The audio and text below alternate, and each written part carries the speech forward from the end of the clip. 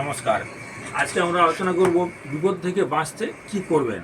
দেখুন, বিদ্যা বুদ্ধি কারগ্রহ হলো কিন্তু বুধ, এবং যত রকমের ঝামেলা ঝঞ্ঝাটের কারগ্রহ হলো কিন্তু শনি।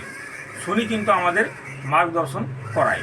সুতরাং কারো জন্মছকে যদি বুধ এবং শনি খারাপ থাকে, তাহলে বুধ বা শনির দশা চললে সেই সময় কিন্তু ঝামেলা অশান্তি চলতে থাকবে নিত্য নৈমিত্তিক। আবার যাদের জন্মছকে বুধ শনি খারাপ আছে এবং গোচরেও যখন বুধ শনি খারাপ যাবে, তখন কিন্তু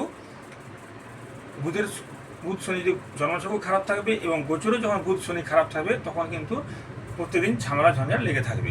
সেই জন্য বুধের জন্য ত্রিপুরা সুন্দরীর মন্ত্র জপ করুন, শনির জন্য দক্ষিণাকালীর ধূপ দেখান।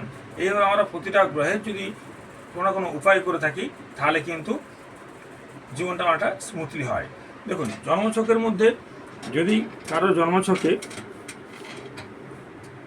মঙ্গল যদি কারো জন্মছকে খারাপ থাকে, তার জন্য যদি কোনো রকম সমস্যা হয়, তাহলে মঙ্গলের রং হচ্ছে লাল। সেক্ষেত্রে আপনারা লাল রং যদি বেশি ব্যবহার করেন, তাহলে মঙ্গলের খারাপ প্রভাব থেকে কিন্তু আপনারা বাঁচতে পারবেন। আবার আমরা জানি যে জীবনের সমস্ত প্রাণের স্পন্দন হলো কিন্তু রবি। সমস্ত প্রাণের স্পন্দন হচ্ছে কিন্তু রবি। তাহলে নিয়মিত যদি আমরা সূর্য প্রণাম করি, তাহলে কিন্তু দৈনন্দিন যে আমাদের যে বিপদগুলো ঘটে থাকে তার থেকে কিন্তু রেহাই পাওয়া যাবে। শনিবার দিনে যাদের শনি খারাপ আছে, যাদের শনি খারাপ আছে তারা যদি শনিবার দিনে এক দামে কলা কিনবেন, কলা কিনে যদি গাভীকে খাওয়াতে পারেন, তাহলে কিন্তু শনির অশুভ প্রভাব থেকে কিন্তু মুক্তি পেতে পারেন।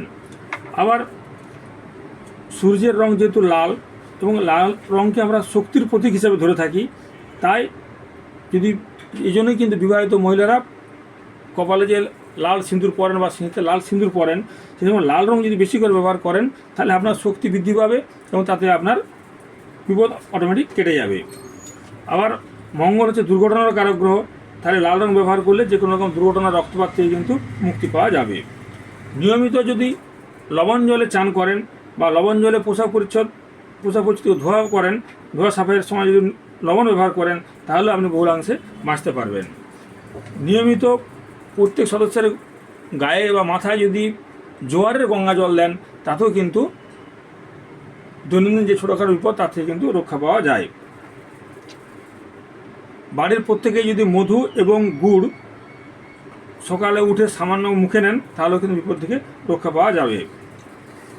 বাড়ির থেকে যখন কোনো কাজে যাবেন, তখন ছেলেরা ডান পা আগে, বা আমরা যে চৌকার বা দরজা থেকে যখন পা বাড়াই, ছেলেরা ডান পা আগে এবং মেয়েরা বাঁ পা আগে দিয়ে বেরোবেন, তাহলে আপনারা সহজেই বিপদ থেকে রক্ষা পাবেন বা আপনাদের কাজগুলো কিন্তু সাকসেস হবে।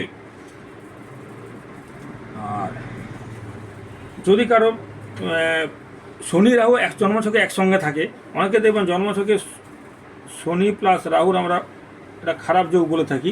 এই শনি রাহু যদি কারোর জন্মছকে খারাপ থাকে, একসাথে থাকে বা শনি রাহু খারাপ থাকে, তাহলে আটার বাটি তৈরি করে কালো কাক বা কালো কুকুরকে যদি নিয়মিত খাবার দেন, তাহলে কিন্তু উপকার পাওয়া যাবে। বা যারা অন্ধ মানুষ বা যারা হ্যান্ডিক্যাপ টাইপের, তাদের যদি ভব ঘুরে তাদের যদি খাবার দান করেন, তাহলে কিন্তু এই রাহু শনির প্রকোপ থেকে মুক্তি পাবেন। যেসব বাচ্চারা খুব বদমাশ, খুব দুষ্টামি করে, সেই সব বাচ্চাদের মায়েরা যদি প্রত্যেক দিন 7টা দূর্বা আর 3টা বেলপাতা সাদা চন্দন মাখিয়ে যদি শিব ঠাকুরের মাথায় দেন, দুধ সহ পূজা করেন, তাহলে কিন্তু উপকার পাবেন। 7টা দূর্বা, বা যদি সব দিন না পারেন তো সোমবারও করতে পারেন।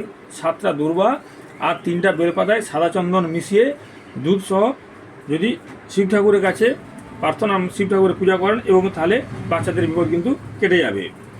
রাস্তা দিয়ে যাওয়ার সময় যদি কোনো ন্যাড়া ব্যক্তিকে দেখতে পান, তাহলে একটুক্ষণ দাঁড়িয়ে যাবেন, সুযোগ পেলে খাবার বা জল খেয়ে আবার বেরোবেন।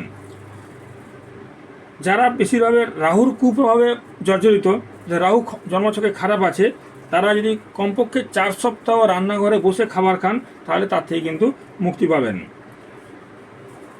যারা মঙ্গলের দ্বারা, যাদের মঙ্গল খারাপ আছে, মঙ্গল পীড়িত আছে, সেই কারণে অ্যাক্সিডেন্ট বা বারবার কোনো শুভ কাজ হচ্ছে না, বাধা বিপত্তি আসছে, তারা যদি পরপর 45 দিন লাল চন্দন মেখে চান করেন বা হলুদ ফুল বা লাল ফুল মিশ্রিত জলে চান করতে পারেন, তাহলে মঙ্গলের কুপ্রভাব থেকে মুক্তি পাবেন। যাদের চন্দ্র খারাপ আছে বা চন্দ্রকেতু যোগ আছে, চন্দ্র রাহুর যোগ আছে, বা যাদের এক কথায় চন্দ্র খারাপ আছে, তারা পরপর যদি 11 দিন দুধ মিশ্রিত জলে সাবান ও লবণ মিশিয়ে যদি চান করতে পারেন তাহলে অবশ্যই উপকার পাবেন। সেই সঙ্গে সাদা বা কমলা রঙের যদি বস্ত্র ব্যবহার করতে পারেন তাহলেও কিন্তু উপকার পাবেন। যারা বুধের দ্বারা ক্ষতিগ্রস্ত, যারা বুধ খারাপ আছে, তারা যদি বাচ্চাদেরকে বা কম বয়সী ছেলেদের সবুজ বস্ত্র দান করেন বা বয়স্ক গরিব মানুষকে সবুজ সবজি দান করতে পারেন তাহলে তার থেকে কিন্তু মুক্তি পাবেন। যাদের শুক্র খারাপ আছে তারা যদি শুক্রবার কর্পূর জলে চান করেন তাহলে কিন্তু তার থেকে উপকার পাবেন। রাস্তা দিয়ে চলার সময় যেন প্রায় কিন্তু বিড়াল আমাদের পথ কেটে যায়। বিড়াল যদি বাম দিক থেকে ডান দিকে চলে যায় তাহলে আপনাদের ভয় পাওয়ার কোনো কারণ নেই, কিন্তু যদি ডান দিক থেকে বাম দিকে যায় তাহলে আপনার গুরুকে স্মরণ করেই কিন্তু সেটা পের হওয়া উচিত। আর যারা কেতুর প্রভাবে, যাদের কেতু খারাপ আছে জন্মছকের মধ্যে, কেতু বৃষ রাশিতে, মিথুন রাশিতে বা কন্যা রাশিতে আছে, যাদের কেতু খারাপ, তারা যদি শুকনা ধুরবা আর কুশ মিশ্রিত জলে চান করেন পরপর 25 দিন তাহলে কেতুর প্রভাব থেকে মুক্তি পাবেন। আর লোককে যদি, যত গরিব মানুষকে সাদা মিষ্টি খাওয়াবেন রেগুলার, তত কিন্তু আপনার বিপদ থেকে আপনি মুক্তি পাবেন। চিনি, মধু, সিঁদুর যদি মিশিয়ে জলে ভাসাতে পারেন, তাহলে নদীর প্রবাহমান জলে যদি ভাসাতে পারেন তাহলে হঠাৎ বিপদ থেকে আপনি বাঁচবেন এবং আপনার কাজও কিন্তু সাকসেস হবে। এভাবে আমরা যদি নিয়মিত কিছু টোটকা ব্যবহার করি তাহলে কিন্তু এই ছোটোখাটো বিপদ থেকে কিন্তু বাঁচা সম্ভব। নমস্কার।